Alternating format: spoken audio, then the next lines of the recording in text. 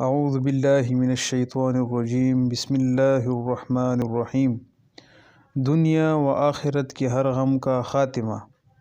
حضرت ابو درداء رضی اللہ تعالیٰ عنہ سے روایت ہے کہ جناب رسول اللہ صلی اللہ علیہ وسلم نے فرمایا کہ جو شخص صبح و شام 7 مرتبہ مندرجہ ذیل کلمات پڑھ لے گا تو اللہ تعالیٰ اس کی دنیا و آخرت کے ہر غم سے نجات کے لیے کافی ہو جائیں گے۔